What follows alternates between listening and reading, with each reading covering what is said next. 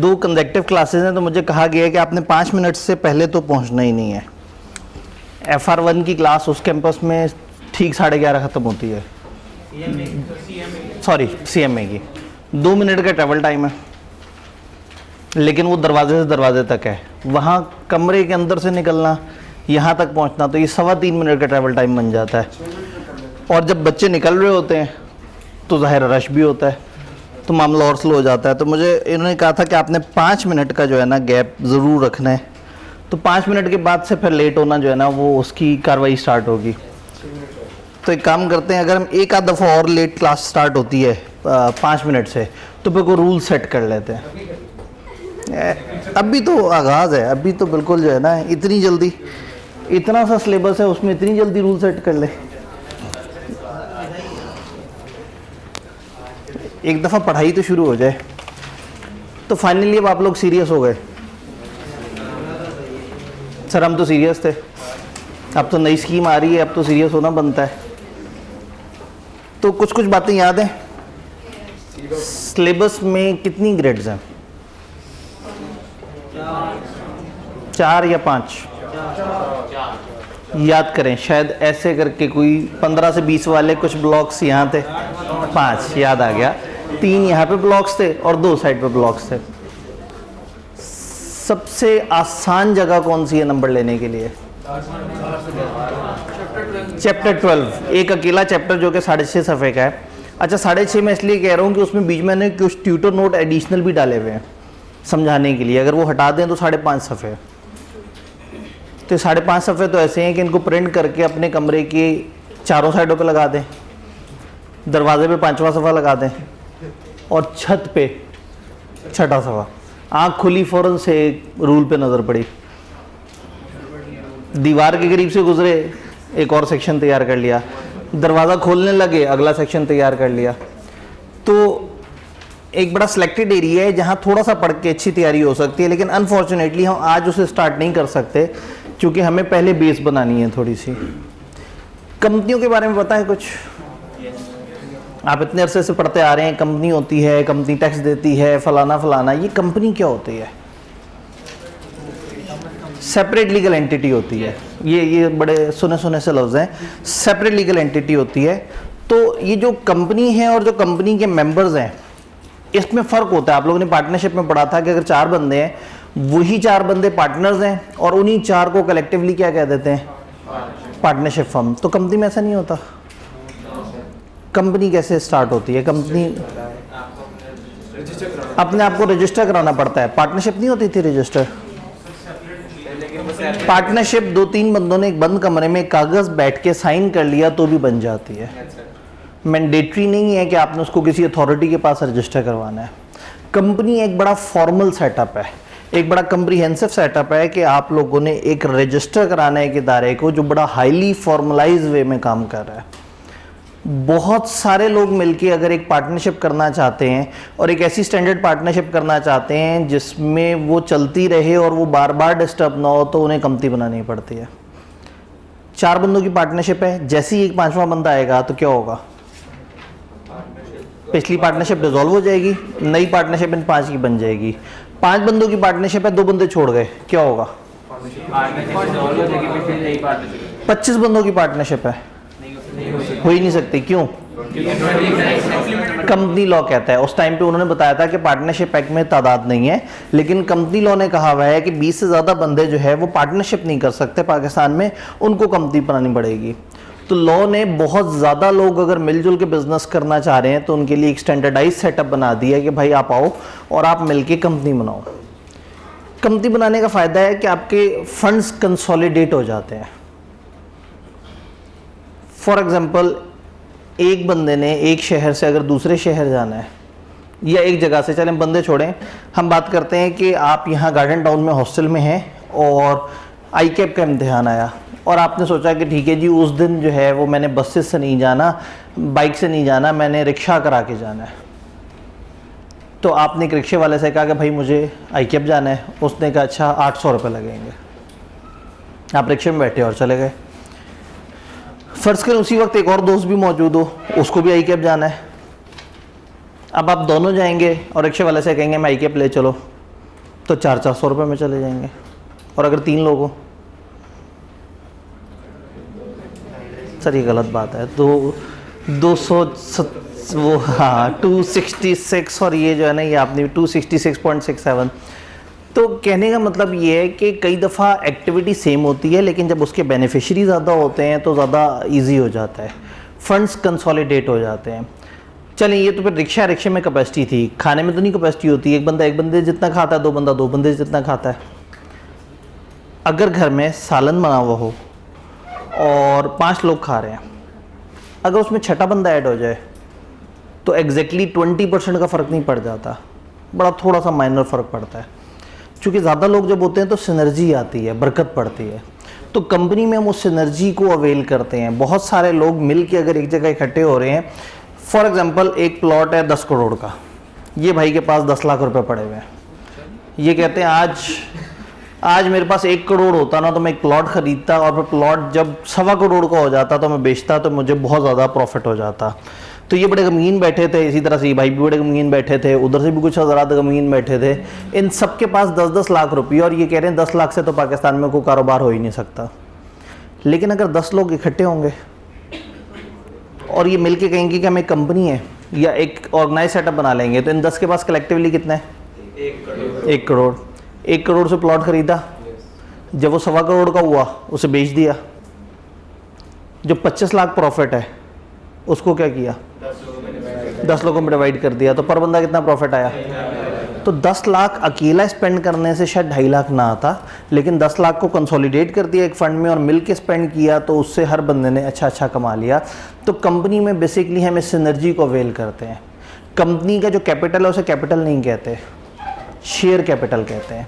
बहुत सारे लोग मिलके उसको शेयर कर रहे होते हैं। मैं एक बड़ी स्लैंग एग्जांपल लूँगा कंपनी को समझाने के लिए कि कंपनी क्या है, कंपनी के ओनर्स कौन है, कंपनी की मैनेजमेंट किस तरह से है। तो अगेन चूँकि यहाँ पे हमारे पास लिखने लिखाने का ज़्यादा मार्जिन नहीं है तो मैंने पहले से ही कुछ गंदी सी लिखाई में काफ़ी कुछ लिखा हुआ है,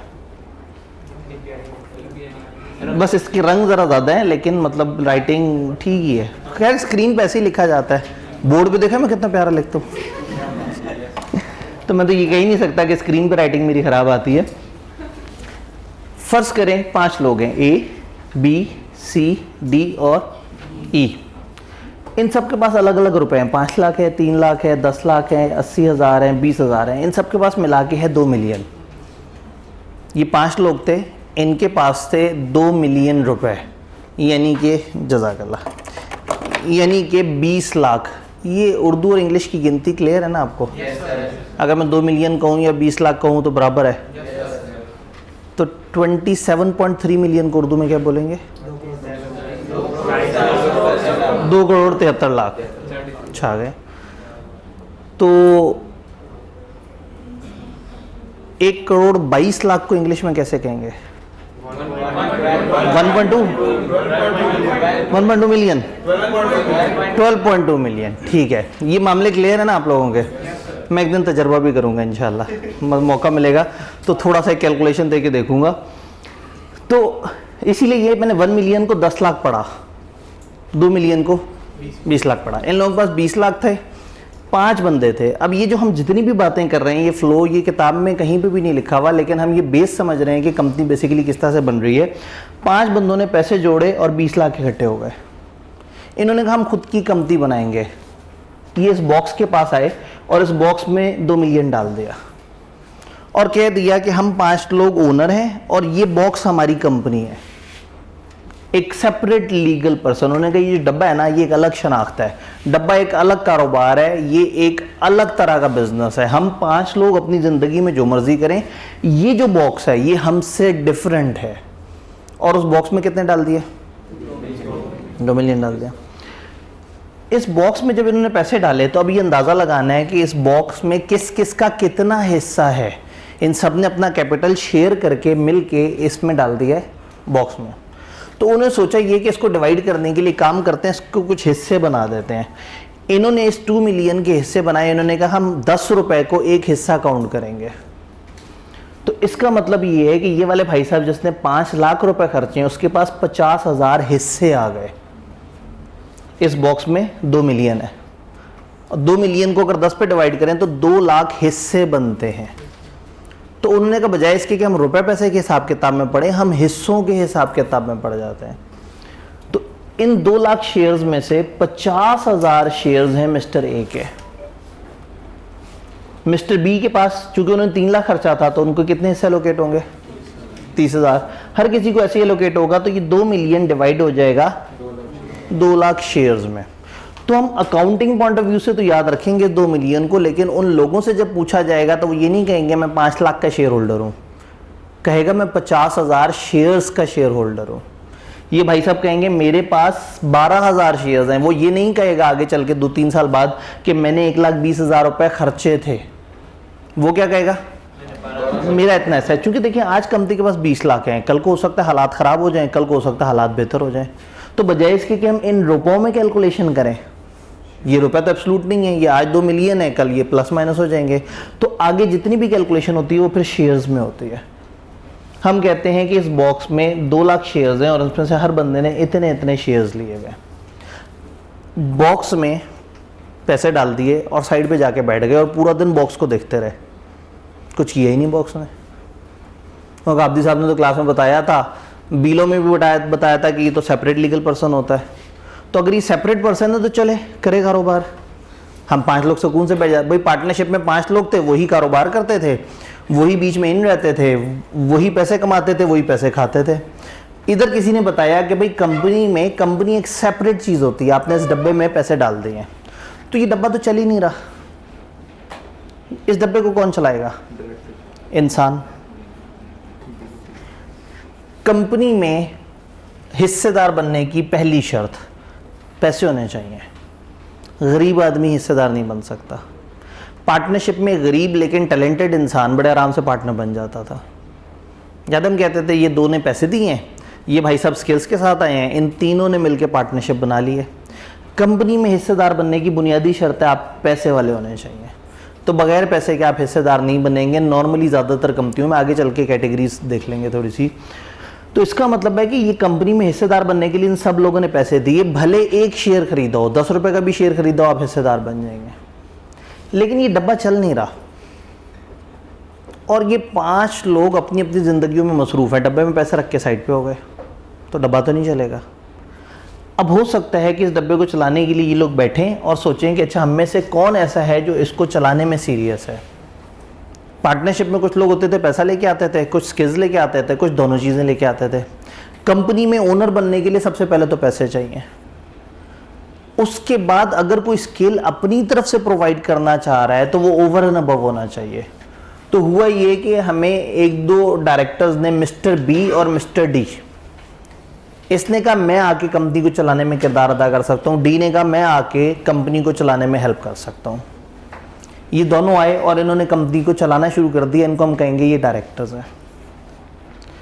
ये क्या करेंगे? अपने अंदर कुछ एम्प्लॉयज़ लेके आएंगे, इस डब्बे में से जो 2 मिलियन पड़ा हुआ है उसको इन्वेस्ट करेंगे या उससे कोई कारोबार स्टार्ट करेंगे और कंपनी आहिस्ता आहिस्ता चल पड़ेगी।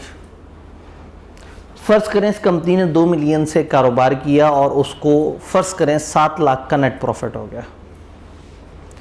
अब जब ये प्रॉफिट इनके पास आया है तो इस प्रॉफिट में से सबसे पहले तो ये देखेंगे कि ये जो ये डायरेक्टर्स हैं इन्होंने काम किया है। ओनर तो 5 हैं लेकिन उनमें से काम कौन कर रहा है?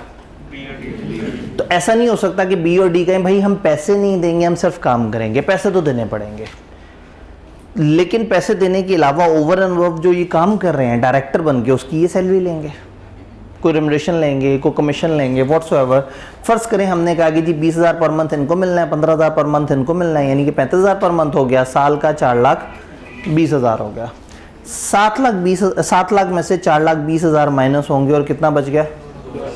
2,80,000। इसका मतलब है इस कंपनी का सुथरा प्रॉफिट इन काम करने वाले लोगों को माइनस करने के बाद कितना है? 2,80,000। ये जो 2,80,000 है, एक ऑप्शन ये है कि हम ये 2,80,000 सारा का सारा इन लोगों में डिवाइड कर रहे हैं। फ़र्ज़ करें हम ऐसा सोचते हैं तो कैसे डिवाइड करें? 2,80,000 उस डब्बे ने प्रॉफिट कमाया और उस डब्बे में लोगों के हिस्से हैं, शेयर्स। हमने क्या किया? 2,80,000 को 2 लाख पे डिवाइड कर दिया ठीक है, अब मेरे सामने अकाउंटेंट्स मौजूद हैं, क्या जवाब आया? 2,80,000 को 2 लाख पे डिवाइड कर दिया, 1.4। इसका मतलब है हर शेयर ने 1 रुपया 40 पैसे प्रॉफिट कमाया है। बात समझ रहे? तो जिसके पास 50,000 शेयर्स हैं 1.4, उसने 70,000 प्रॉफिट कमा लिया है। जिसने, ये अजम्पशन है कि अगर आप ये सारा का सारा पैसा उठा के इनमें बांट दें। अब बिजनेस बन के सोचो, एक बिजनेस में जब आपने 2 मिलियन डाला और वो शुरू हुआ तो उसने 7 लाख का नेट प्रॉफिट जनरेट कर दिया, तो आपका दिल नहीं करेगा ये 2,80,000 भी इसी में डाल दें ताकि कंपनी ग्रो करे? लेकिन ये भी तो दिल करेगा कि हमारी कंपनी है, साल भर इसने प्रॉफिट कमाया, हमें भी तो कुछ मिले। क्या करें, खुद लें या डब्बे में डालें? दोनों काम कर लेते हैं। कुछ पैसे उठा के रिजर्व्स में ऐड कर देते हैं, कुछ पैसे उठा के बांट देते हैं। ये जो कंपनी का पैसा बांटा जाता है इसे क्या कहते हैं? डिविडेंड कहते हैं। आप लोग अकाउंटिंग पढ़ के आए हुए हैं, बहुत सारी चीज़ें आप लोगों को क्लियर है। तो इसका मतलब ये हुआ कि इन्होंने इसमें से सोचा कि 80,000 रुपया हमें काम करते हैं, हम रिजर्व्स में डाल देते हैं। तो इनका कैपिटल है 2 मिलियन प्लस रिजर्व्स हैं 80,000, कंपनी की नेट वर्थ हो गई 2,80,000। ये बात समझ आ रही है? कंपनी की इक्विटी बढ़ गई है, कंपनी की वर्थ बढ़ गई। आपने पढ़ा होगा ये नेट वर्थ होता है, ये इक्विटी होती है। तो अब ये कंपनी जो 2 मिलियन से शुरू हुई थी, साल बाद अब इसके पास जो टोटल असासे हैं या इसकी जो टोटल वर्थ है वो 2,80,000 है। और वो जो 2 लाख बचा उसको 2 लाख शेयर्स पे डिवाइड कर लिया, तो पर शेयर क्या हुआ? तो शायद आपको याद हो अकाउंटिंग के सवाल में लिखा होता था पर शेयर इतना डिविडेंड है, या कह देते थे 10% डिविडेंड है या इतने परसेंट। इन्होंने शेयर कितने रुपए का, शुरू में कितने रुपए का शेयर था? 10 रुपए का। डिविडेंड कितना आया है? 1 रुपया। मैं कह सकता हूँ कि इनको अपनी इन्वेस्टमेंट पे 10% रिटर्न मिल गया। तो डिविडेंड जब अनाउंस होता है तो वो क्या करते हैं, वो देखते हैं फेस वैल्यू क्या थी शेयर्स की और डिविडेंड कितना है। तो ज़्यादातर कह देते हैं कि dividend is 10% of face value, या कभी कभी कह देंगे ₹1 पर शेयर। 2-3 तरीके हो सकते हैं।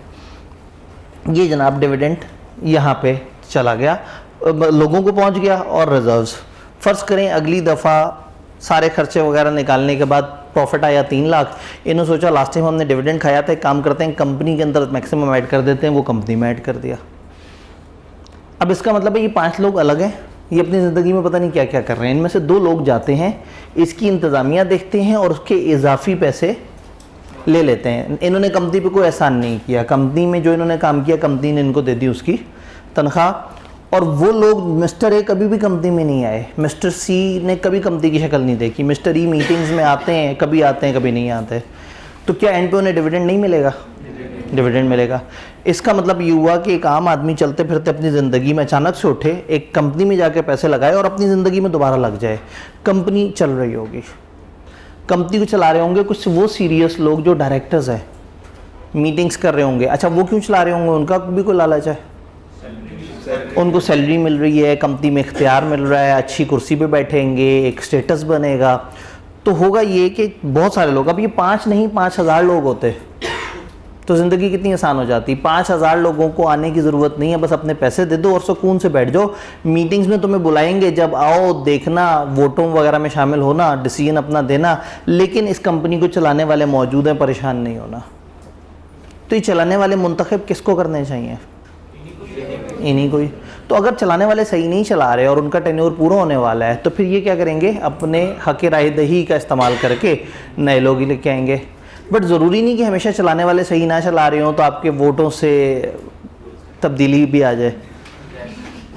ठीक है, हो सकता है आप वोट दें, लेकिन हो सकता है कि दूसरी तरफ से ज़्यादा वोट पड़ जाए, मतलब मुखालिफ, यानी कि आपके ऑपोजिट जो वो ख्यालात रखने वाले लोग हैं, हो सकता है वो ज़्यादा वोट डाल दें, हो सकता है आपके वोट थोड़े से कम पड़ जाएं।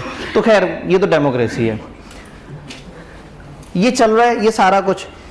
अब मिस्टर ए ज़ाती ज़िंदगी में कपड़े का कारोबार करता है, तो इससे हमें कोई लेना देना नहीं मिस्टर ए अपनी ज़िंदगी में क्या करता है। हम देखेंगे ये डब्बा क्या करता है। ये डब्बा जो बिज़नेस कर रहा है वो कंपनी का बिज़नेस है। तो ये डब्बा उन लोगों से अलग है, इसमें लोग पैसे डाल के साइड पे चले गए हैं। इस डब्बे की इंतजामिया ये, हाँ अगर ये डब्बा कुछ गलत करेगा इन्हें पकड़ेंगे, और ये चूंकि गलत लोग हैं तो वो अगली दफा इनको अपॉइंट नहीं करेंगे, कुछ और बेहतर लोगों को लेके आएंगे। तो बेसिकली कंपनी अपने ओनर से अलग हो गई। अब अगर किसी भी टाइम पे इस डब्बे ने किसी का 5 करोड़ का नुकसान कर दिया तो कोई मिस्टर ई को ढूंढ के नहीं पकड़ेगा कि भाई क्या किया तुमने मेरे साथ। क्यों मिस्टर ई क्यों नहीं पकड़ेगा? वो एक अलग इंसान है, उसको जाके पकड़ेंगे, कहेगा भाई डब्बे को पकड़ो जाके। आप कहेंगे अजीब बात कर दी, डब्बा तो एक बेजान चीज़ है। कंपनी आर्टिफिशियल पर्सन है, नेचुरल पर्सन तो नहीं है, कुदरती इंसान तो नहीं है, ना नज़र आने वाला इंसान है, वर्चुअल इंसान है। आर्टिफिशियल का मतलब मसनूई, तो कंपनी एक मसनूई इंसान है। तो इसलिए मैं इस वक्त कंपनी को तशबीह दे रहा हूँ एक डब्बे से। जब वो एक बेजान चीज़ है तो ठीक है, मैं कह देता हूँ वो ये डब्बा है। तो अगर ये डब्बा किसी के साथ बुरा करेगा तो लोग आगे देखेंगे इस डब्बे को चला कौन रहे हैं, और अगर ये भाग गए तो डब्बे को आग लगा देंगे। उनके घरों को आग नहीं लगाएंगे, वो सुकून से बैठे हुए हैं। आपके घर अगर पीटीसीएल का इंटरनेट सही नहीं चल रहा तो आप ऐसा नहीं करेंगे कि ढूंढने पीटीसीएल का कोई शेयर होल्डर है आसपास और जाके उसे गिरबान से पकड़ लें, कहें तुम्हारी कंपनी मेरे घर अच्छा इंटरनेट नहीं दे रही। वो कहेगा भाई जाओ इंतज़ामिया को पकड़ो। आप कहेंगे क्या मजाक करते हो, तुम ओनर हो, इन्वेस्टमेंट तो तुम्हारी है, तुम ओनर हो। कहेगा इन्वेस्टमेंट भले मेरी है लेकिन मैं और कंपनी अलग है, कंपनी का इंतज़ाम कुछ और लोग चला रहे हैं, आप उन्हें जाके पकड़ें। जैसे मुझे ईमेल करते हैं, सर मेरा यूं करके ऐसे करके एडमिशन करा दें। मैं कहता हूँ भाई मैं एडमिशन ऑफिसर नहीं हूँ, वो इंतज़ामिया के लोग हैं, मुझे आप अगर रब्ता करके मशवरा ले रहे हैं या कुछ और इस तरह से करके, लेकिन मैं बैठ के आपका पूरा केस प्रोसेस करके आपके लेजर में एंट्री वगैरह नहीं कर रहा हूँगा, उसके लिए एक पूरी इंतज़ामिया की टीम है, आप उनको रब्ता करें। तो अगेन ये लोग और इदारा दो अलग चीज़ें बन जाते हैं। बात समझ रहे हैं? ये जिम्मेदारी ज़रूर लेंगे, अगर कुछ गलत होगा तो उन लोगों पे आएगा कसूर, लेकिन ये अल्टीमेटली नेक्स्ट टाइम इंतज़ामिया को रिवाइज कर देंगे, उन लोगों के साथ नहीं चलेंगे जिन्होंने इदारे को बदनाम किया। तो पीटीसीएल अगर किसी के साथ कुछ बुरा करेगा तो पीटीसीएल के शेयर होल्डर का कसूर डायरेक्टली नहीं है, लेकिन इनडायरेक्टली है कि अगर पीटीसीएल मुसलसल बुरा कर रहा है और कंपनी की गवर्नेंस गलत तरीके से चलाई जा रही है और पीटीसीएल के शेयर होल्डर्स अपनी सालाना मीटिंग में आके फिर भी गलत लोगों को वोट दे के दोबारा मुंतखब कर लेते हैं, तो फिर उनका कसूर। पाकिस्तान अगर गलत चल रहा है तो क्या आपका कसूर है? डायरेक्टली इनका कोई कसूर नहीं है, लेकिन इनडायरेक्टली कसूर है। आपने वोट सही लोगों को शायद नहीं दिया, ठीक है। अब आप चूंकि फेसबुक की दुनिया के हैं तो आप कहें सर वोट तो सही दिया था, वो पहुंच नहीं पाया। ज़ाहिर है असल में मिथ है ना, ये जो नौजवान नस्ल है ये इलेक्शन वाले दिन मीम शेयर करते रहते हैं, इंडियन फिल्में देखते रहते हैं, मस्ती करते रहते हैं, उस दिन तो वोट डालने नहीं जाते, लेकिन उससे पहले और उससे आगे इतने हुब्बुल वतन हुए हुए होते हैं और जनाब सबको वो कर रहे होते हैं कि लो जी पाकिस्तान में जो है ना वो जमहूरी अमल नहीं वो कर सकते, खुद वोट डालने नहीं जाएंगे, उस दिन सुस्त बैठे रहेंगे, लेकिन शोर अच्छा खासा मचाएंगे। तो खैर कहने का मतलब है कि पाकिस्तान अगर सही नहीं चल रहा तो डायरेक्टली किसी स्टूडेंट का, किसी भी पाकिस्तानी मेंबर का कोई कसूर नहीं, लेकिन इनडायरेक्टली सबका कसूर है अगर सबको फिर भी नहीं समझ आ रहा कि अब हमें क्या करना चाहिए। तो कंपनी में भी अगर कंपनी की इंतज़ामिया गलत है तो इंतज़ामिया कसूरवार, और अगर इंतज़ामिया मुसलसल गलत रहती है तो कौन कसूरवार? ओनर्स, कि जो समझ ही नहीं पा रहे इस चीज़ को कि हमारी कंपनी नुकसान में जा रही है और हमें इसको थोड़ा सा बेहतर करने की ज़रूरत है। जी,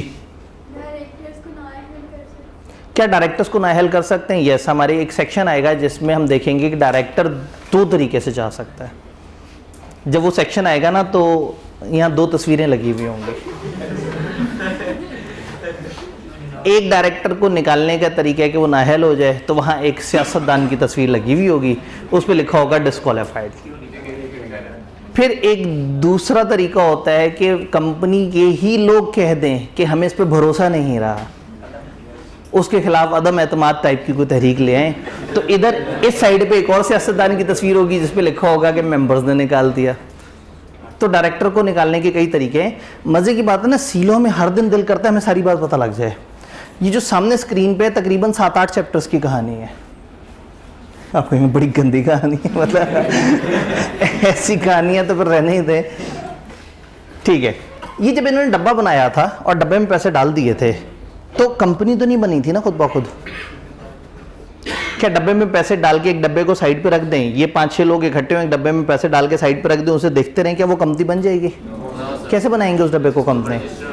किसी रजिस्ट्रार के पास जाएंगे, किसी गवर्नमेंट ऑफिसर के पास जाएंगे, कोई कागज़ शागज़ जमा कराएंगे, उस पर कुछ लिखा हुआ होगा, ये डब्बा इस तरह का बिजनेस करता है, इस डब्बे का ये नाम है, इसमें इतने पैसे हैं और ये यूँ चलेगा। मैं बहुत ही स्लैंग लेवल पे कंपनी बताने की कोशिश कर रहा हूँ, जो कि फिर हमें थ्रू आउट काम आएगी, हमारे कॉन्सेप्ट्स क्लियर हो जाएं। यहाँ तक बात समझ आ रही है? अब एक स्टेप आगे बढ़ते हैं। ये शेयर कैपिटल 2 मिलियन था और रिजर्व शुरू में थे 80,000 के। कंपनी को चलते हुए 8 साल हो चुके हैं, तो कंपनी ने प्रॉफिट्स भी बेहतर किए होंगे, कंपनी की मार्केट वर्थ भी बेहतर होगी, गुडविल भी डेवलप हुई होगी। ये 2 मिलियन चलते चलते चलते हो गया है 5 मिलियन। अब डब्बे की वर्थ कितनी है?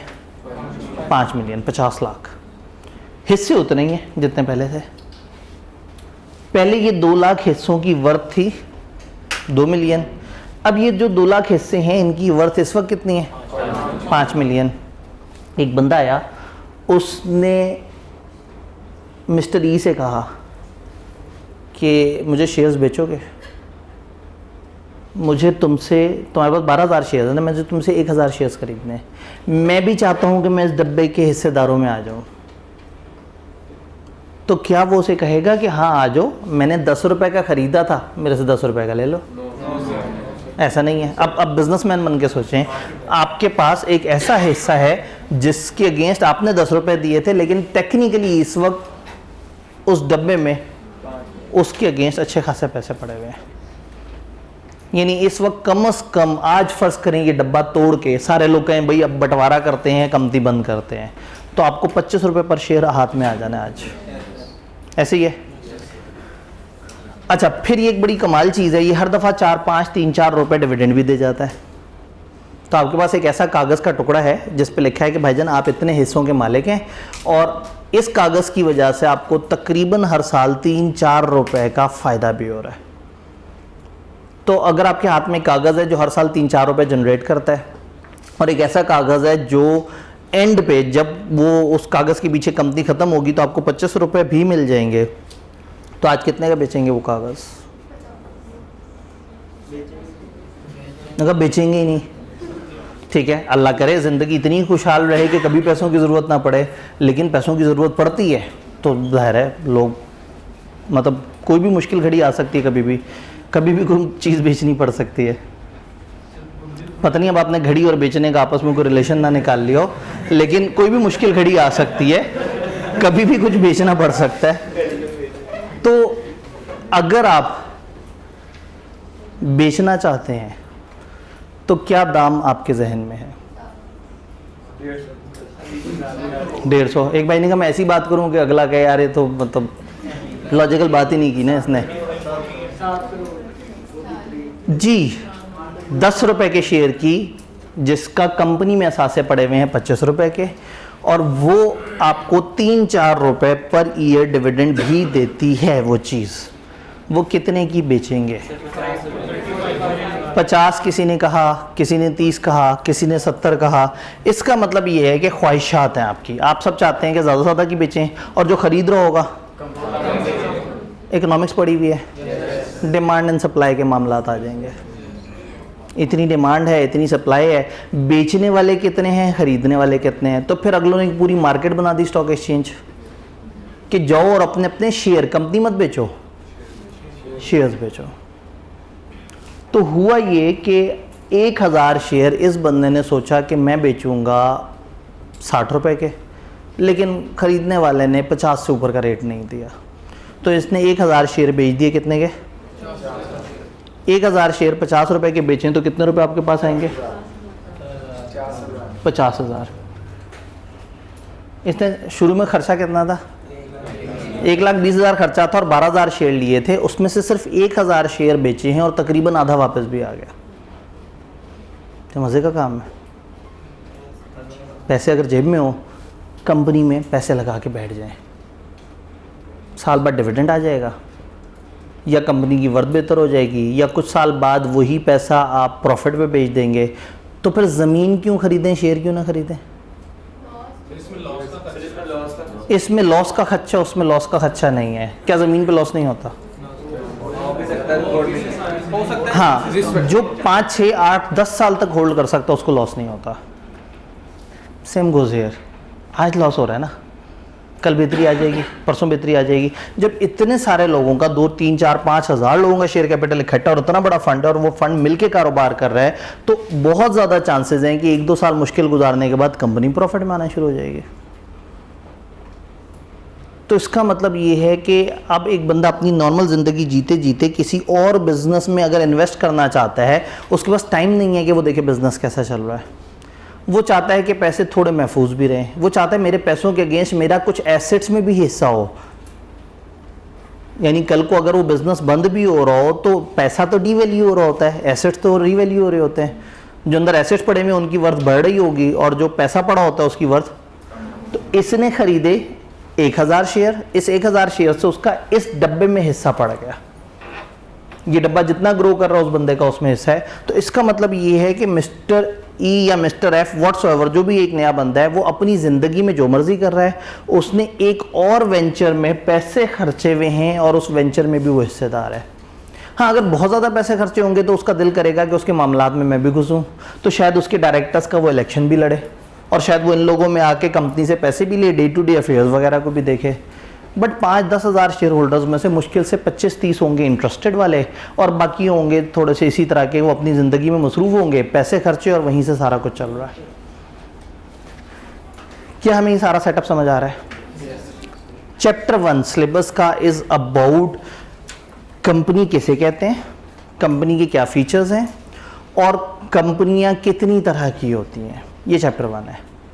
चैप्टर 2 कंपनी रजिस्टर कैसे होती है, ये बॉक्स रजिस्टर कैसे होता है, वो कौन कौन से 2-3 मेमोरेंडम आर्टिकल इस तरह के कौन कौन से डॉक्यूमेंट्स हैं जो उठा के आप रजिस्ट्रार के पास जमा कराते हैं, उन डॉक्यूमेंट्स के अंदर क्या लिखना होता है और आप किस तरह से अपने आप को उसके साथ रजिस्टर करवाते हैं।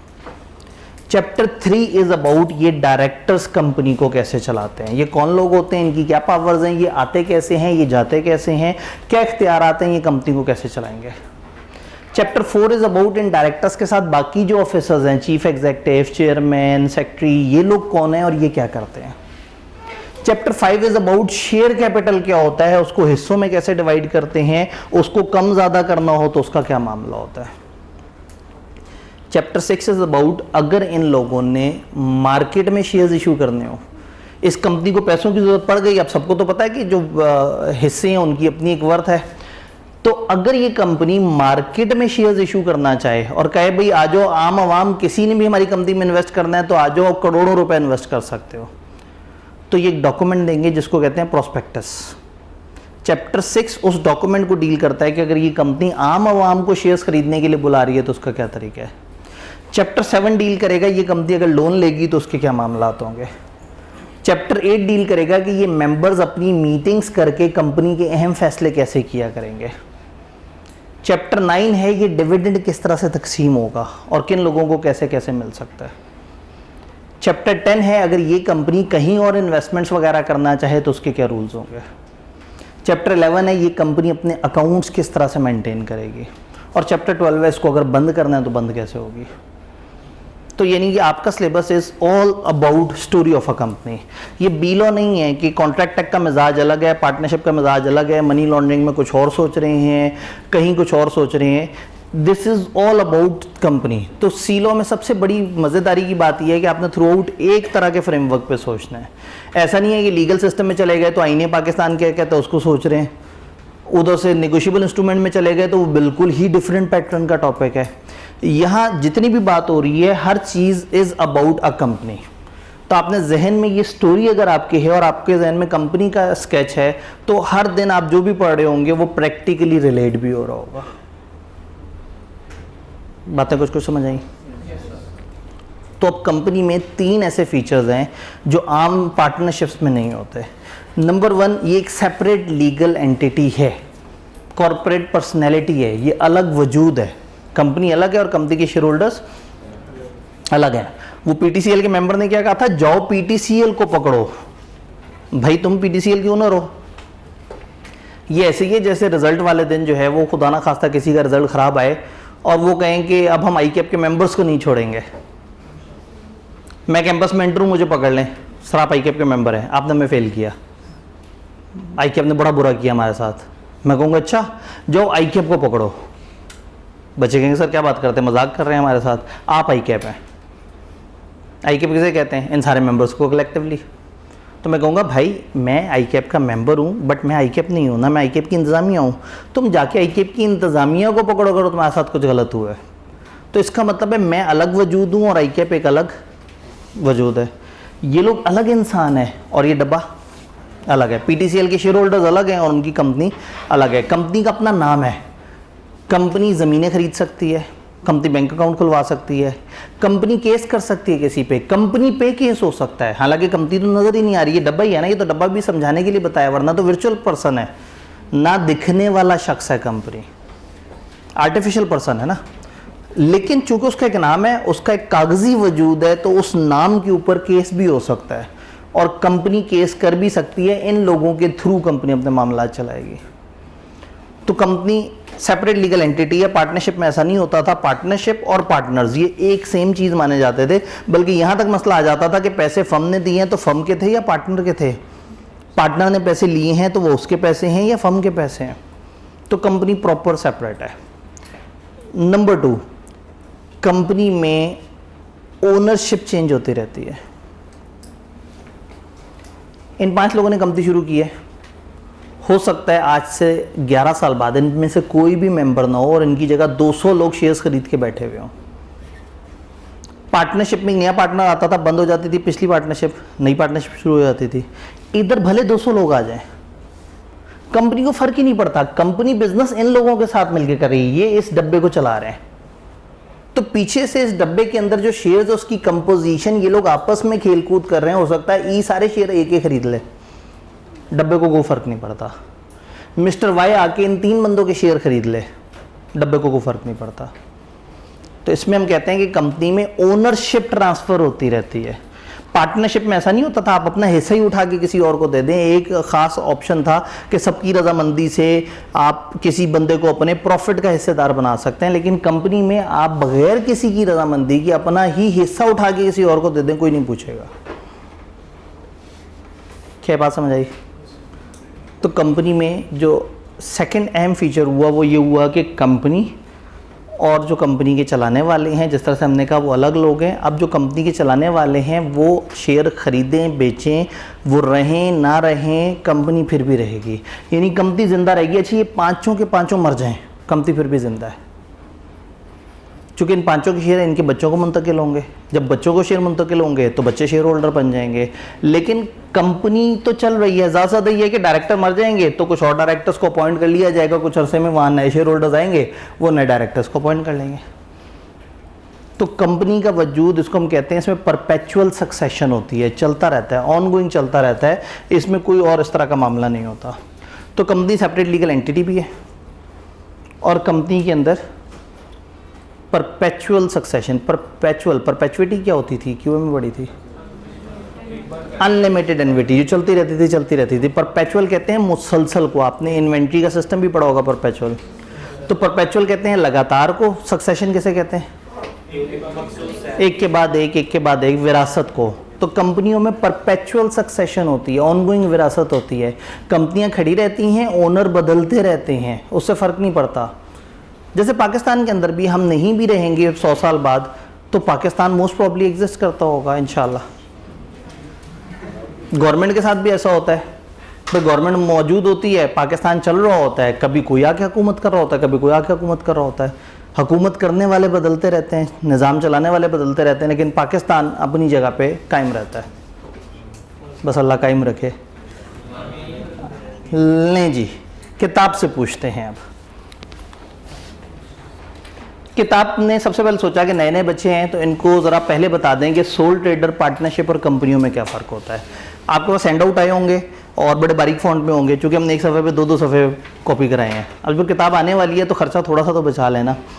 तो soul trader an individual who owns and run his और हर ओन, वो जो अपना जाती बिजनेस करता है वो क्या है?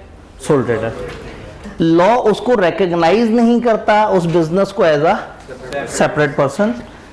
The person is personally liable for the debts of, अगर बिजनेस का कोई भी नुकसान होगा तो ये बंदा पर्सनली लायबल होगा। पार्टनरशिप में आते हैं, ये वो ग्रुप ऑफ इंडिविजुअल्स हैं जो ओन और रन कर रहे हैं अपने बिजनेसेस। पार्टनरशिप भी पर्सन नहीं है और सारे पार्टनर्स फर्म के डेट के लिए जॉइंटली लायबल। याद है जॉइंट एंड सेवरल लायबिलिटी? अकेले अकेले को भी पकड़ सकते हैं, सबको पकड़ सकते हैं। कंपनी में क्या होता है? Capital of company is represented by shares, ordinary share holders are its owners. जो ऑर्डिनरी सादा शेयर होल्डर्स हैं, शेयर्स कई तरह के हो सकते हैं, वो भी हम आगे जाके पढ़ेंगे इंशाल्लाह। Created by a process establish by, कंपनियां कैसे बनती हैं? कंपनीज एक्ट 2017 एक लॉ है, उसने बताया है। हमारे सिलेबस में मेनली जो लॉ है 12 में से 11 चैप्टर्स मेनली कंपनीज एक्ट 2017 से आ रहे हैं। एक चैप्टर 6 उसके पीछे सिक्योरिटीज एक्ट 2015 है, और 2-3 छोटे छोटे से लॉज हैं जो मुश्किल से 1-1.5 सफ़े के लिए आते हैं। एक डिविडेंड से रिलेटेड छोटे से रेगुलेशंस हैं और एक इंडिपेंडेंट डायरेक्टर से रिलेटेड रेगुलेशंस हैं। तो मेनली हम कह सकते हैं कि हमारा पूरा सिलेबस तकरीबन कंपनीज एक्ट से चल रहा है। Company is legal person separate from its, company एक लीगल पर्सन है, ये अपने ओनर से सेपरेट है। इस रूल को रूल ऑफ कॉर्पोरेट पर्सनैलिटी कहते हैं। रूल के लिए ना जो कानूनी रूल होता है उसके लिए वर्ड इस्तेमाल होता है डॉक्ट्राइन, कि फलाना डॉक्ट्राइन है। आपने शायद कभी खबरों में, कभी फिल्मों में इस तरह का लफ्ज़ सुना होगा कि ये डॉक्ट्राइन एग्जिस्ट करता है। डॉक्ट्राइन कहते हैं रूल को, कानून को। तो डॉक्ट्राइन ऑफ कॉर्पोरेट पर्सनैलिटी का क्या मतलब होगा? कॉर्पोरेट पर्सनैलिटी का कानून, rule. Companies are manage by their directors. तो ये बिल्कुल एक बेसिक सा इंट्रोडक्शन है अबाउट कंपनी। ये तीनों का फ़र्क समझ आया?